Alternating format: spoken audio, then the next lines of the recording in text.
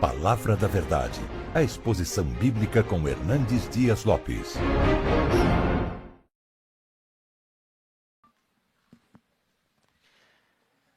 Irmãos queridos, vamos abrir a palavra de Deus no Evangelho de Jesus Cristo, conforme o relato de Lucas, capítulo 24, verso 49.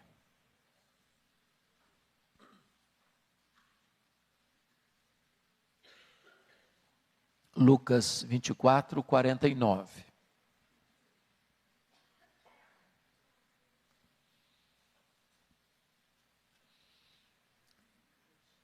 Está escrito: eis que envio sobre vós a promessa de meu Pai. Permanecei, pois, na cidade, até que do alto sejais revestidos de poder. Agora, Atos dos Apóstolos, capítulo 1.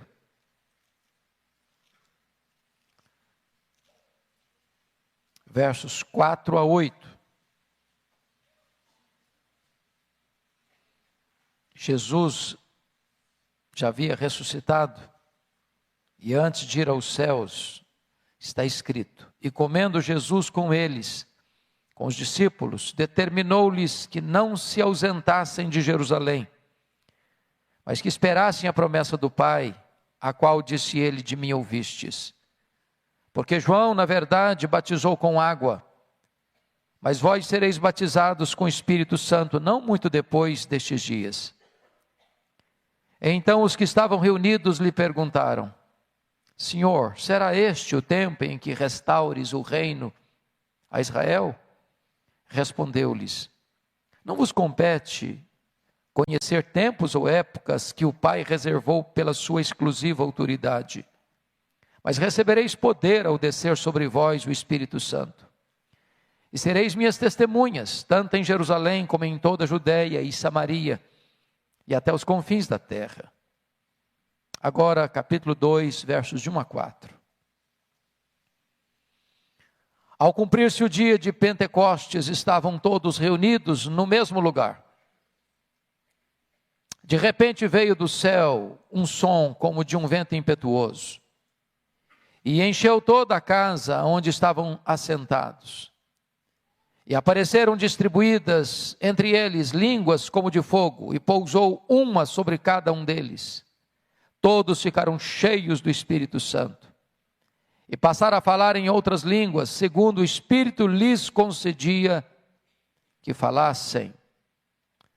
Verso 11. Tanto judeus como prosélitos, cretenses e arábios, como os ouvimos falar em nossas próprias línguas as grandezas de Deus. Irmãos, nesta noite eu gostaria de conversar um pouco com vocês sobre o poder do Espírito Santo.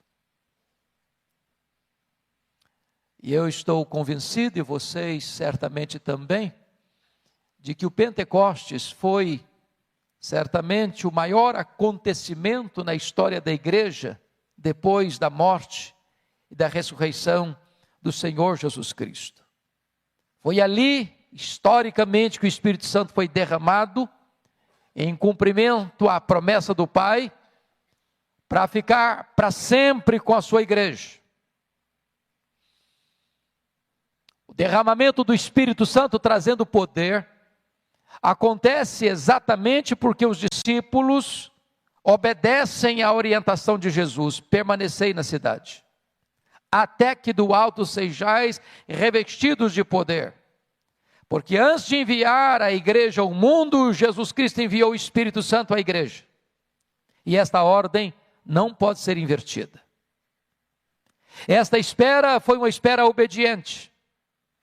Esta espera foi uma espera perseverante. Esta espera foi uma espera cheia de expectativa, a expectativa do revestimento de poder. Diz o capítulo 1, versículo 14 de Atos, que todos estes perseveravam unânimes em oração, com as mulheres, com Maria, mãe de Jesus, e com os irmãos dele. Notem vocês que não foram alguns, mas todos. E todos perseveravam. mas todos estavam unânimes, sintonizados no mesmo canal, desejosos da mesma experiência, aguardando o mesmo revestimento de poder, sintonizados na mesma obediência à orientação de Jesus para o recebimento do mesmo poder, o poder do Espírito Santo de Deus. Esses 120 estão unidos, coesos, unânimes, perseverando na busca do mesmo ideal, serem revestidos com o poder do Espírito Santo. O que aconteceu então naquele dia histórico, memorável do Pentecostes? Eu gostaria de destacar duas verdades soleníssimas. A primeira delas, a experiência pessoal do enchimento do Espírito Santo. Notem comigo o que está escrito no capítulo 2, versículo 4. Todos ficaram cheios do Espírito Santo. Agora preste atenção numa coisa, amados. É muito importante entender isso. Aqueles discípulos que estão no cenáculo aguardando o enchimento do Espírito Santo, eles já eram crentes, eles já eram salvos. Consequentemente, eles já tinham o Espírito Santo. Notem vocês que foi o próprio Jesus quem disse que eles já estavam limpos. Foi o próprio Senhor Jesus que disse que todos aqueles que o Pai havia lhe dado, ninguém havia perecido, exceto Judas Iscariotes, o filho da perdição. Aqueles 120 que estavam lá já possuíam o Espírito Santo, porque a Bíblia é clara e categórica em afirmar que ninguém pode pertencer a Cristo a não ser pela obra do Espírito Santo. Ninguém pode ser crente a não ser que tenha nascido de novo da água e do Espírito. Se isso não bastasse, o próprio Jesus Cristo, depois de ressuscitado, soprou sobre eles o Espírito Santo e disse: recebei o Espírito Santo. Portanto, eles já tinham o Espírito Santo, eles já eram habitados pelo Espírito Santo, mas eles ainda não estavam cheios do Espírito Santo. Uma coisa é ter o Espírito Santo presente, outra coisa é ter o Espírito Santo presidente. Uma coisa é ter o Espírito Santo em nós, ser habitados pelo Espírito. Outra coisa é ser cheio e revestido com o poder do Espírito Santo.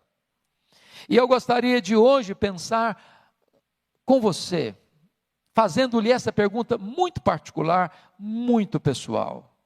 Você que está aqui, que é crente, que é salvo pela graça, que já foi lavado no sangue do Cordeiro, que tem o seu nome escrito no livro da vida, você está cheio do Espírito Santo? Há provas disso na sua vida? Há evidências disso na sua vida? Há sinais disso na sua vida? Porque ser cheio do Espírito Santo não é uma opção nossa, é uma ordenança do Senhor Jesus Cristo. É uma orientação clara e um imperativo absoluto que Paulo dá em Efésios 5,18. Não vos embriagueis com vinho no qual há dissolução, mas enchei-vos do Espírito. E esse verbo está no presente contínuo, dizendo o seguinte, que ontem você pode ter sido cheio do Espírito Santo, mas hoje você precisa ser cheio de novo, porque a plenitude de ontem não serve para hoje. Agora notem comigo, o que acontece nessa experiência? Olha o capítulo 2 comigo. Ao cumprir-se o dia de Pentecostes, estavam todos reunidos no mesmo lugar. De repente veio do céu um som, como de um vento impetuoso, e encheu toda a casa onde estavam reunidos. Notem vocês que o Espírito Santo vem na semelhança de um vento, como um vento impetuoso. E o vento é um símbolo do Espírito. E foi o próprio Jesus Cristo quem disse isso, que os ventos sopram onde quer. Ouves a sua voz, não sabes de onde vem, nem para onde vai. Assim é aquele que é nascido do Espírito. E quando Jesus lança mão desta figura, desta imagem, deste emblema do vento, para ilustrar a obra do Espírito Santo, ele está nos ensinando algumas lições. Primeiro, o Espírito Santo de Deus é livre, ele sopra onde quer. Ele não pode ser comandado, ele não pode ser dirigido, ele não pode ser coordenado pelo homem, ele é livre. Ele é livre, ele sopra onde quer. Ele sopra onde você jamais soprou. Ele sopra onde você jamais esperaria que ele soprasse. Ele sopra e ninguém pode resistir ao sopro do Espírito Santo de Deus, porque além de livre, ele é soberano. Ele é soberano, ele sopra numa cadeia, ele sopra numa escola de samba, ele sopra num campo de futebol, ele sopra numa boate, ele sopra no bar da esquina, ele sopra num terreiro de macumba, ele sopra lá no hospital, ele sopra na praça, na rua, aqui na igreja, dentro da sua casa, no leito de um hospital. Ele é soberano, ele sopra onde quer, mas ele é misterioso. Você não administra o Espírito Santo, você não domestica o Espírito Santo. Ele é livre e ele é soberano. E ele vem, diz o texto, como um vento impetuoso, irresistível. Mas notem comigo, por gentileza, versículo 3. E apareceram, distribuídas entre eles, línguas como de fogo. E pousou uma sobre cada um deles. Notem vocês que a experiência do enchimento não é coletiva, mas particular, pessoal. E desta forma, irmãos, a plenitude do Espírito Santo é para pessoas, é para indivíduos, é para você, é para mim. Estas línguas como de fogo pousaram, mas não pousaram no ambiente geral, não pousaram na coletividade, uma sobre cada um deles. Agora notem. O Senhor Jesus Cristo, através do seu precursor João Batista, foi categórico em afirmar, quando as pessoas queriam fazer dele o Messias: porventura tu não és o Cristo?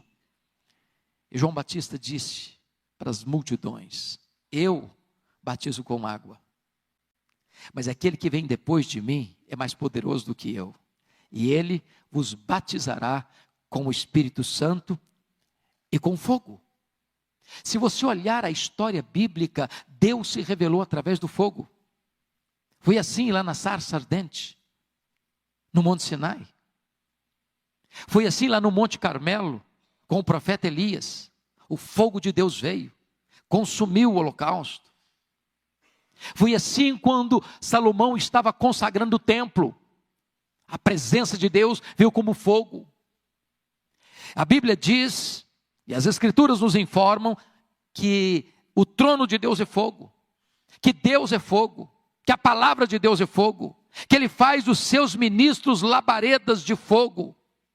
E agora o Espírito Santo vem como línguas como de fogo, porque Jesus veio e a promessa de que Ele viria e batizaria com o Espírito Santo é com fogo.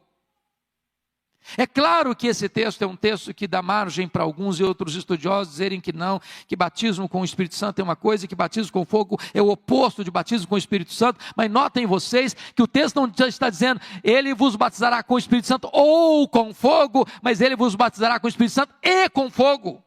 De tal maneira que as mesmas pessoas recebem tanto um quanto o outro. E aí me leva a uma ideia feita por Edwin Orr. Edwin Orr esteve aqui no Brasil no centenário do presbiterianismo. Talvez foi a pessoa, pelo menos que naquela época, mais conhecia e pregava sobre avivamento na história da igreja. E Edwin Orr relata um fato curioso, que ele estava pregando num grande culto de praça pública, uma grande multidão, e ele tem uma atitude que gera inicialmente muita estranheza, porque ele chama dois pastores à frente. Um pastor aspersionista, como um presbiteriano, por exemplo, e um pastor imersionista, como o irmão pastor Batista, por exemplo. E aí, na frente de toda aquela multidão, ele perguntou para os pastores assim: qual de vocês usa mais água no batismo? Gerou um constrangimento no auditório. Era uma pergunta impertinente. Era uma pergunta que gerava uma espécie de constrangimento público para aqueles dois ministros do Evangelho. E antes que o desconforto pudesse ser gerado, ele respondeu: não importa a quantidade de água que vocês usam no batismo, a língua continua seca. Nós precisamos de um batismo de fogo, porque só o fogo pode entrar para suas entranhas e purificar você. Quando você trata do batismo com fogo, você está pensando em 4 coisas. Primeiro, o fogo ilumina. Segundo, o fogo aquece. Terceiro, o fogo purifica. Quarto, o fogo alastra. Nós precisamos deste revestimento e deste poder. Deste poder. Aliás, quando você vai estudar as Escrituras, lá no livro de Levíticos, capítulo 6, 5 vezes aparece lá a exortação, a instrução, para não deixar o fogo apagar sobre o altar. Porque o fogo tem 2 características, ou ele alastra, ou ele apaga. Para que o fogo continue aceso no seu coração, é necessário você manter o combustível do fogo. Alimentar o fogo, porque senão ele apaga. Há muitos crentes, meus irmãos, que hoje estão como que cobertos de cinzas. Houve um tempo na sua vida que houve fogo, houve um tempo na sua vida que houve fervor, houve um tempo na sua vida em que havia amor por Jesus, alegria na presença de Deus, delícia na oração, prazer no louvor, paixão pelo Evangelho, alegria em falar de Jesus Cristo. Esta chama foi apagando, foi ficando uma chama bruxuleante, e de repente esse fogo apagou, e essas brasas se tornaram um carvão cheio de cinzas e coberto de cinzas. Por isso o apóstolo Paulo diz para Timóteo: Timóteo, reavive, meu filho, o dom que há em você. E a palavra reavivar aí é o uso de foles para acender as brasas, para levantar o fogo, para aquecer novamente, para trazer fogo de novo. Nós precisamos deste fogo do Espírito Santo de Deus. E eu não estou falando de fogo estranho. E eu não estou falando de fogo fátuo, eu não estou falando de fogo plástico, eu não estou falando de fogo produzido pela terra, eu não estou falando de fogo produzido pelo homem, eu estou falando do fogo do Espírito Santo de Deus, que aquece, que inflama, que purifica e que alastra para a glória de Deus. O general William Booth insistia com o seu povo: a tendência do fogo é apagar-se, vigie o fogo no altar do seu coração. Irmãos, nós precisamos de uma igreja inflamada, quentinha, viva, cheia do fogo do Espírito de Deus. Às vezes eu olho para alguns crentes, parece mais uma barra de gelo do que uma fornalha acesa. Parece mais uma barra de gelo conservando o religiosismo, quando na verdade nós devemos ter o coração aquecido. Perguntaram certa feita para Dwight Lyman Moody, ou Moody, como é que começa um avivamento na igreja? Ele diz o seguinte: você quer começar um avivamento na igreja? Acenda uma fogueira no púlpito. O crente precisa ter fogo no coração, fogo de fervor, de entusiasmo, de alegria, de paixão pela obra de Deus, de zelo pela glória de Deus. Precisamos de línguas como de fogo, amados irmãos. Não basta você arrumar a lenha, não basta você colocar a oferta no altar, é preciso que o fogo venha. E quando o fogo desce, o povo cai de joelhos clamando: só o Senhor é Deus, só o Senhor é Deus, só o Senhor é Deus. Mas a segunda coisa que eu gostaria de tratar nesse texto, irmãos, não é apenas a plenitude do Espírito Santo, mas o revestimento de poder.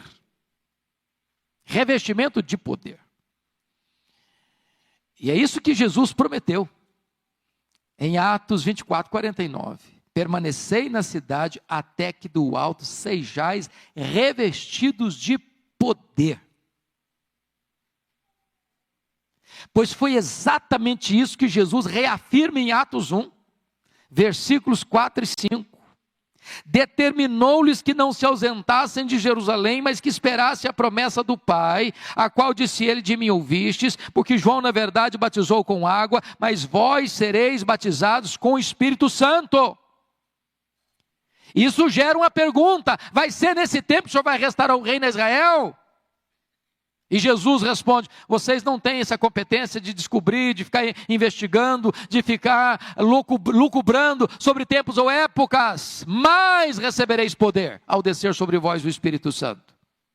E sereis minhas testemunhas, tanto em Jerusalém como em toda a Judéia e Samaria e até os confins da terra. E eu gostaria de olhar aqui algumas coisas com vocês. Primeiro, irmãos, não há cristianismo sem poder. Não há cristianismo sem poder. Sabem por quê? Porque o evangelho é o poder de Deus. Nós pregamos o evangelho que é o poder de Deus. Segundo, irmãos, o Espírito Santo é espírito de poder. É o que o apóstolo Paulo descreve para Timóteo, capítulo 2, 2 Timóteo 1,7. Deus não nos deu espírito de medo, de covardia, de fraqueza, de timidez, mas espírito de poder. Paulo diz em 1 Coríntios 4,20 que o reino de Deus não consiste de palavra, de discurso, mas o reino de Deus consiste de poder. Então não há cristianismo sem poder. Então não deveria existir cristão sem poder. Mas a pergunta é: estamos nós revestidos com esse poder? Notem comigo. O próprio Senhor Jesus Cristo, sendo um homem perfeito, não abriu mão desse poder. Se não, vejamos. Primeira experiência está lá no seu batismo. Quando ele é batizado, e ele não precisava ser batizado, porque o batismo de João era o batismo de arrependimento, e ele não tinha pecado dos quais se arrepender. E ele recebeu o batismo porque ele se identificou conosco que somos pecadores. Mas diz a Bíblia que enquanto ele orava, os céus se abriram, o Espírito Santo desceu sobre ele, e o Pai falou: este é o meu filho amado, em quem eu me comprazo. A partir dali, ele é revestido com esse poder. E se você lê em seguida em Lucas, cheio do Espírito Santo, ele é conduzido ao deserto para ser tentado pelo diabo, e ele vai no poder do Espírito Santo e derrota o diabo no seu próprio território. E diz ainda Lucas 4 que ele retorna para a Galileia cheio do Espírito Santo. E diz ainda Lucas 4 que ele chega em Nazaré, pega o livro de Isaías, o rolo do livro de Isaías nas suas mãos e lê: o Espírito do Senhor Deus está sobre mim, pelo que me ungiu para pregar, para libertar e para curar. A Bíblia diz que ele andou por todo lado, fazendo bem, libertando os oprimidos do diabo, porque ele estava revestido com o poder do Espírito Santo. Ele, sendo filho de Deus, não abriu mão desse poder. E você? E eu? E nós? Abriríamos mão? Notem comigo. Os discípulos não poderiam abrir mão, porque é uma ordem expressa de Jesus: permanecei na cidade até que sejais revestidos de poder. Mas recebereis poder ao descer sobre vós o Espírito Santo. E aqui eu chamo a sua atenção para algumas perguntas. Mas poder para quê? Hoje, quando você vê algumas igrejas que falam tanto de poder, de uma maneira distorcida, desconectada com as Escrituras, via de regra as pessoas falam de poder para se aparecerem, para que o homem seja o centro, para que o homem seja notado, para que o homem seja aplaudido, para que o homem seja reconhecido, para uma exposição humanista. Mas a pergunta bíblica permanece: poder para quê? Por que a igreja precisa de poder? Por que você precisa de poder? Por que a igreja presbiteriana de Pinheiros, de São Paulo, precisa de poder? Por que a sua família precisa de poder? E a resposta poderíamos encontrar: primeiro, nós precisamos de poder, irmãos, para sacudir o jugo do medo. Aqueles discípulos estavam com medo. Diz a Bíblia que eles estavam, João 20, 19, trancados, com medo dos judeus. Tem muitos crentes com medo.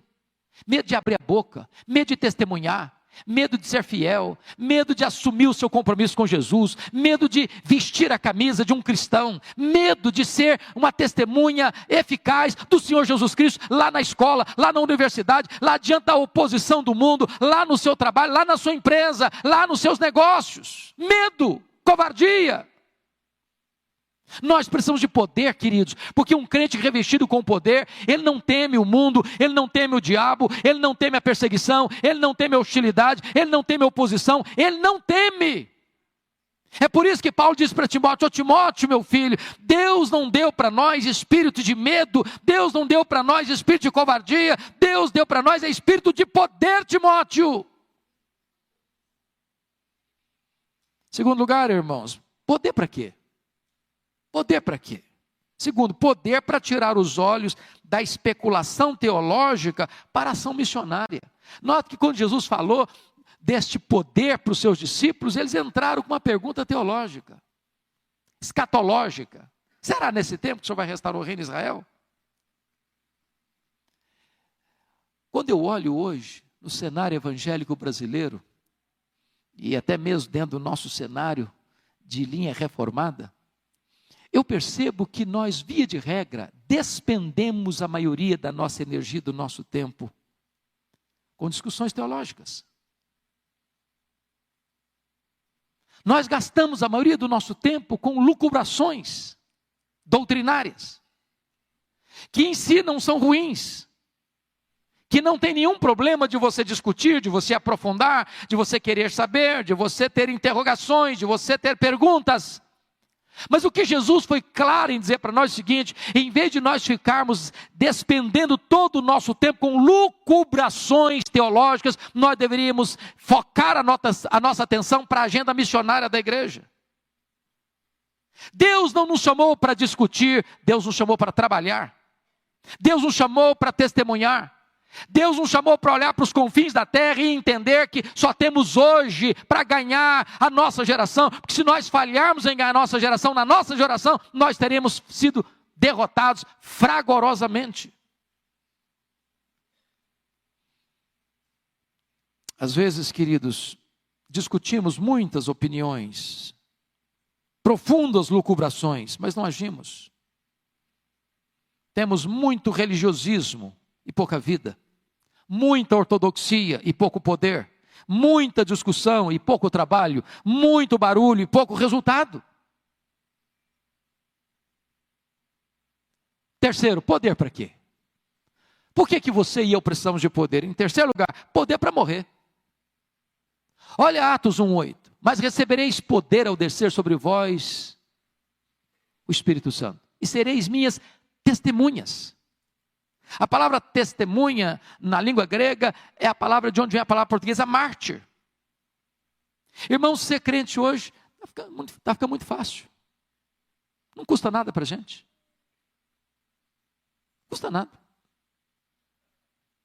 Quando Jesus Cristo dá essa palavra, já começava a ensaiar uma ideia de que o Senhor, que era conhecido na época, era César. E você afirmar Jesus é o Senhor, era não ser politicamente correto, era uma espécie de infidelidade ao Estado, era uma espécie de conspiração ao imperador, e isso cresceu, isso se avolumou, e chegou um ponto em que alguém dizia o seguinte: Jesus é o Senhor da minha vida. Ele era levado ao martírio, ele era jogado às feras, ele era queimado vivo, ele era crucificado, e somente aqueles que dispunham-se a morrer por Jesus tornavam-se cristãos. O que custa você ser um cristão hoje? Às vezes aplausos, reconhecimento, elogios. Deixa eu dizer uma coisa para você, meu amado. Se você não está pronto para morrer, você não está pronto para viver. Se você não tem uma causa pela qual morrer, você ainda não está preparado para viver. Qual é a causa que leva você a dar sua vida? O que é que faz brilhar os seus olhos? O que é que enche o seu peito de entusiasmo? Qual é a grande bandeira da sua vida? Qual é a grande plataforma da sua vida? Qual é o grande projeto da sua vida? Para que você existe? A não ser que você tenha a disposição de dar a sua vida, como Estevão deu a sua, como Paulo deu a sua, como Perpétua deu a sua, como tantos mártires do cristianismo se dispuseram a morrer, nós não teremos vivido de modo digno do crucificado. Precisamos de poder para morrer. Quarto lugar, poder para quê? Poder para quê? Poder para perdoar. Mas recebereis poder ao descer sobre vós o Espírito Santo, e sereis minhas testemunhas, tanto em Jerusalém, como em toda a Judeia e Samaria. E Samaria? Sim, Samaria. Preste bem atenção nisso comigo, por favor. Se você ler Lucas, Evangelho de Lucas, capítulo 9, Quando Jesus desce do monte da transfiguração, e ele já está no final do ministério, porque se você ler Lucas capítulo 9, a partir do verso 51, 53, Jesus já está caminhando para Jerusalém, e caminhando para a cruz. Todo mundo lia isso no rosto dele. E aí Jesus tem que passar pela aldeia dos samaritanos. Sabe o que aconteceu? Os samaritanos não quiseram receber Jesus. Aí Tiago e João, que eram irmãos, disseram assim para Jesus: Senhor, o senhor quer que a gente manda descer fogo do céu sobre esse povo? E preste atenção que o fogo que eles estavam querendo lá não era fogo do Espírito Santo, não. Era fogo de destruição. Em outras pessoas, o senhor quer que a gente elimine esse povo? Que esse povo morra? Aí o que acontece? Jesus vai para Jerusalém. Jesus morre na cruz. 3 dias depois Jesus ressuscita. 40 dias Jesus fica entre eles. Jesus vai para o céu. 10 dias depois Jesus derrama o Espírito Santo. Mas antes de derramar o Espírito Santo, Jesus diz para eles assim: vocês vão ser testemunhas lá em Samaria. Aí o diácono Filipe vai para Samaria. E aí Deus faz maravilhas lá. Milagres extraordinários. Prega aos ouvidos, prega aos olhos. Sabe quem vai lá para Samaria orar para que o Espírito Santo venha sobre os samaritanos? João, que estava dias antes dizendo assim: Senhor, quer que a gente destrua? Agora, dias depois, ele está dizendo: Senhor, manda o Espírito Santo. Manda o Espírito Santo. Você precisa de poder para perdoar. Perdoar aqueles que um dia você queria que eles morressem. Perdoar aqueles que um dia você queria que se acabassem. Perdoar aqueles que um dia você queria ser o agente da destruição deles. Sem poder não tem perdão, meus irmãos. Sem perdão, sem poder tem mágoa. Sem perdão tem ranço. Sem perdão tem divisão. Sem perdão tem separação. Sem perdão tem muralha levantada entre as pessoas. Mas quando o Espírito Santo vem, ele quebra barreiras, ele derruba mágoa, ele derruba ranço, ele derruba amargura, ele derruba ressentimento. Quando o Espírito Santo vem, você se reconcilia, você ama, você abençoa, você ora, você quer que as pessoas sejam salvas, você quer que as pessoas sejam alcançadas pela plenitude do Espírito Santo, que um dia encheu também a sua vida. Nós precisamos do poder do Espírito Santo para perdoar.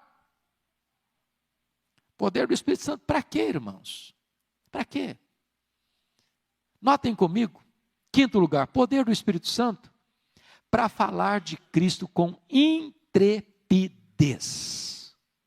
Eu faço um desafio para você e eu vou ler alguns versículos só para a gente não ficar com dúvidas sobre isso. Uma conexão em Atos dos Apóstolos com o enchimento do Espírito Santo e pregação intrépida da palavra. Agora eu vou fazer uma pergunta para você: você tem pregado a palavra com intrepidez? Qual foi a última vez que você pregou a palavra com intrepidez? Mas eu não sou o pastor da igreja. Quando aqueles crentes foram dispersos por causa da perseguição, com a morte de Estevão, diz a Bíblia que, exceto os apóstolos, todos foram dispersos. E todos, ao serem dispersos, não saíram murmurando, não saíram amaldiçoando, não saíram invocando juízo de Deus sobre aquelas pessoas que tomaram seus bens, que saquearam as suas propriedades, que expulsaram-nas de casa e da sua terra, e da sua casa, e da sua vila, e da sua cidade, mas saíram todos pregando a palavra de Deus. Pregando a palavra de Deus. Então, veja comigo, por favor, essa conectividade. Vamos ver. Primeiro, dá uma olhadinha aí comigo, capítulo 1, versículo 8. Vamos juntos? Mas recebereis poder ao descer sobre vós o Espírito Santo, e sereis minhas testemunhas, tanto em Jerusalém, como em toda a Judeia e Samaria, e até os confins da terra. Agora olhe comigo, por favor, capítulo 4, versos 29 a 31. Agora nós vamos ler com mais força, unânime, todos juntos, a uma só voz. Atos 4, 29 a 31, toda a igreja. Agora, Senhor, olha para as suas ameaças e concede aos teus servos que anunciem com toda intrepidez a tua palavra, enquanto estendes a mão para fazer curas, sinais e prodígios, por intermédio do nome do teu santo servo Jesus. Tendo eles orado, tremeu o lugar onde estavam reunidos, todos ficaram cheios do Espírito Santo, e com intrepidez anunciavam a palavra de Deus. Louvado seja o Senhor. Olha comigo, por favor, capítulo 6, versos 8 a 10, olha a história de Estevão. Vamos ler juntos, por gentileza, com a mesma ênfase, capítulo 6, 8 a 10, todos juntos. Estevão, cheio de graça e poder, fazia prodígios e grandes sinais entre o povo. Levantaram-se, porém, alguns dos que eram da sinagoga, chamada dos libertos, dos sirineus, dos alexandrinos, da Cilícia e Ásia, e discutiam com Estevão, e não podiam resistir à sabedoria e ao espírito pelo qual ele falava. Louvado seja Deus. Agora Atos 9, para encerrar essa leitura. Atos 9, por favor, versos 17 a 22. Todos juntos, por gentileza. Então Ananias foi, e entrando na casa, impôs sobre ele as mãos, dizendo: Saulo, irmão, o Senhor me enviou, a saber, o próprio Jesus que te apareceu no caminho por onde vinhas, para que recuperes a vista e fiques cheios do Espírito Santo. Imediatamente lhe caíram dos olhos como que umas escamas, e tornou a ver. A seguir, levantou-se e foi batizado. E depois de ter sido alimentado, sentiu-se fortalecido. Então permaneceu em Damasco alguns dias com os discípulos. E logo pregava nas sinagogas a Jesus, afirmando que este é o Filho de Deus. Verso 22. Saulo, porém, mais e mais se fortalecia e confundia os judeus que moravam em Damasco, demonstrando que Jesus é o Cristo. Oh, amados irmãos, é hora de você agora parar e perguntar: meu Deus, isso só está escrito na Bíblia ou isso é para mim? Isso é uma história do passado? Ou isso é uma promessa para o presente? Eu pergunto a você, você tem tido intrepidez, irmão? Se você não tem tido intrepidez, hoje, agora, nessa noite, nós precisamos desse poder, queridos. Nós precisamos desse poder. Meus irmãos, se esta igreja entender isso, se esta igreja clamar ao céu, se esta igreja receber esse poder do Espírito Santo, essas paredes não vão nos comportar mesmo. Se este poder vier sobre nós, irmãos, os adolescentes, as crianças, os jovens, os casais, os anciãos, os líderes da igreja, todo mundo vai sair e pregar com intrepidez no dia a dia, dentro da sua casa, na sua vizinhança, no seu trabalho, na sua universidade, na sua escola, onde você estiver. E esse poder é irresistível. Revestimento de poder para pregar. Quer conferir comigo como é que Paulo pregava? Abra sua Bíblia só um pouquinho comigo lá em 1 Tessalonicenses 1,5. Preste atenção no que ele está prometendo, o que ele está falando aí.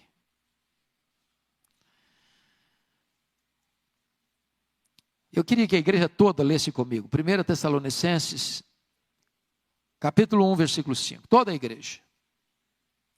Há uma só voz, vamos ler.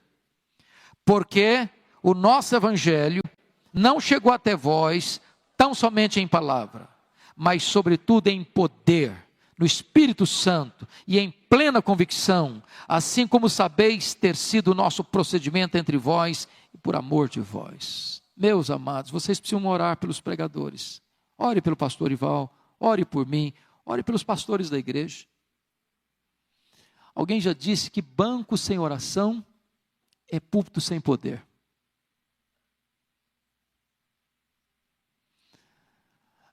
A pregação não é apenas um discurso bem elaborado, retórica e exegeticamente falando. A pregação pressupõe demonstração de poder. a ponto da pessoa entrar com o coração mais endurecido e esse poder ser quebrado, e essa resistência ser tirada. Sabe por quê? Porque o Evangelho é o poder de Deus, e a palavra aí é dinamis, dinamite. Dinamite é usada para explodir pedra granítica.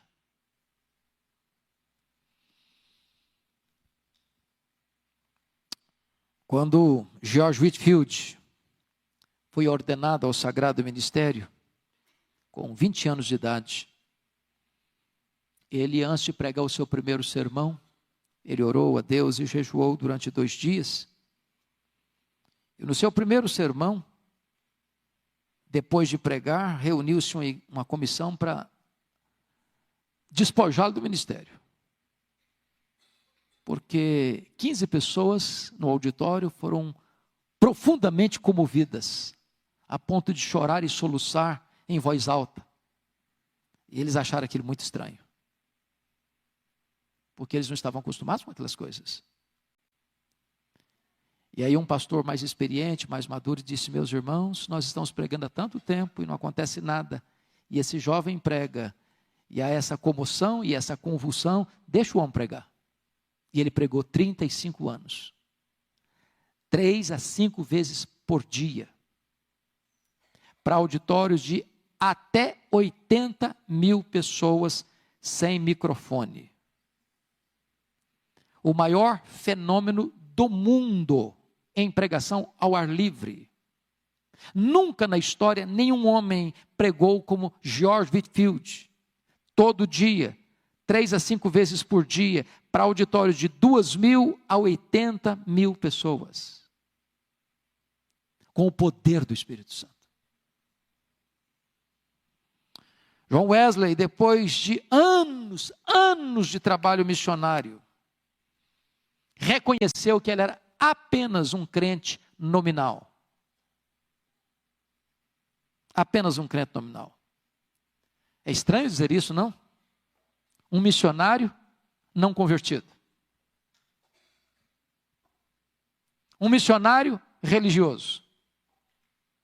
Um missionário que aprendeu os clichês, os cacuetes. E ele converte-se a Cristo no dia 24 de maio de 1738, num culto dos morávios, na Aldersgate Street, em Londres. Nesse mesmo ano, ele desejou uma experiência mais profunda com Deus.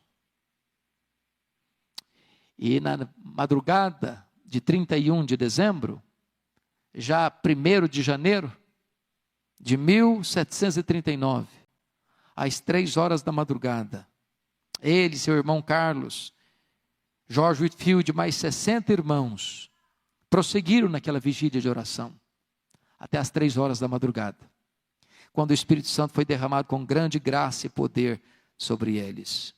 Eles ficaram cheios do Espírito Santo. Eles sacudiram a Inglaterra. Eles experimentaram um poderoso avivamento.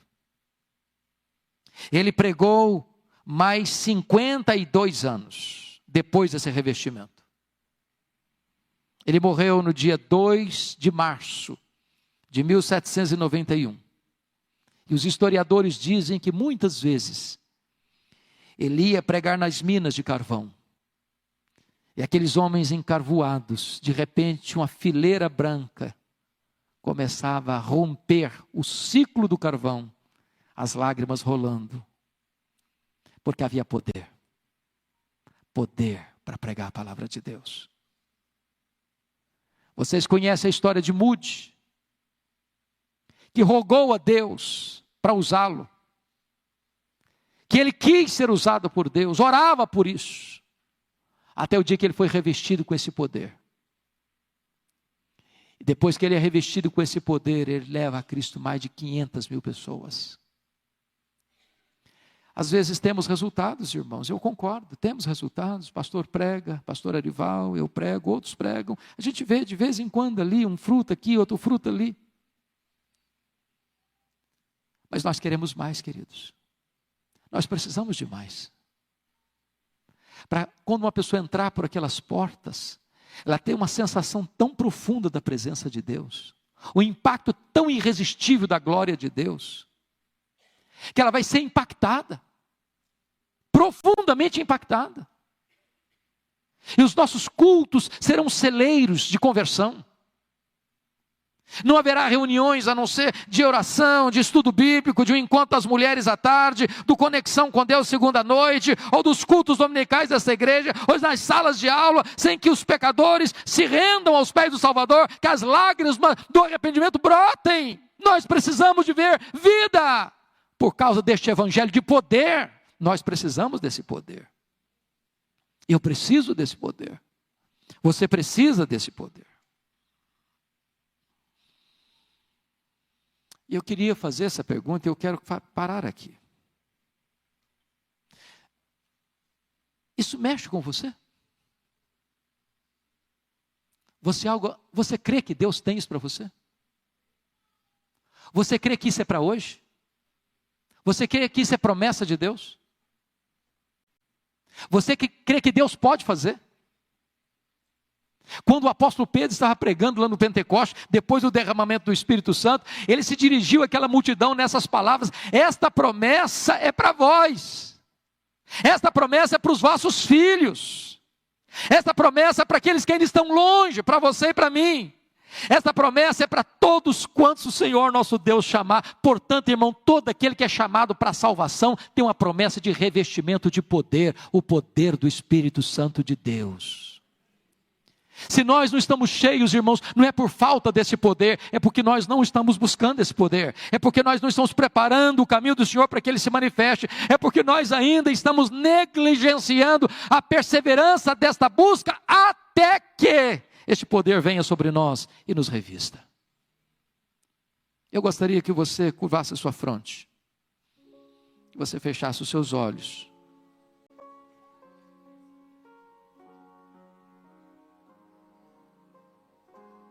Que você sondasse agora mesmo o seu coração. E a pergunta é essa: você está cheio do Espírito Santo? Você foi revestido com o poder do Espírito Santo? Do que você está cheio?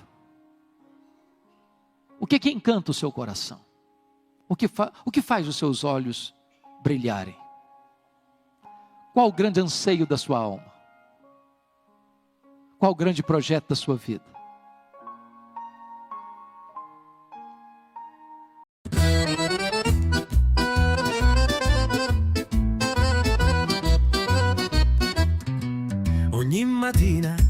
Ogni mattina, questo cuore che balla e che canta, la vita scorre e tu mi manchi assai. Ogni mattina mi sveglio con tuo nome, tra i tazzi caffè e un silenzio du muro. Il tempo vola come una freccia dritta, ma il cuore mi sbatti quando non ti senti. La città si sveglia con rumori forti, ma io penso a te e tutto pari sorti. Senza tuo sguardo tutto è scuro e sto cuore va avanti come un treno sicuro. Ti visti da gente, ti senta via, anche a sti stratichini folla allegria. Mi parli lentamente come una magia che mi porta in cielo e scaccia nostalgia. U cori balla e ridi in ta minuta, picchi tu si sembri, ma un si chiuduta. Ma ogni sguardo mi porta speranza e ogni ricordo è una danza.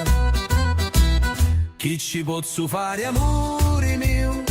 Sto cori vari solo stare con te. Non basta cielo né un mare, se tu non ci sei, come faccio a stare?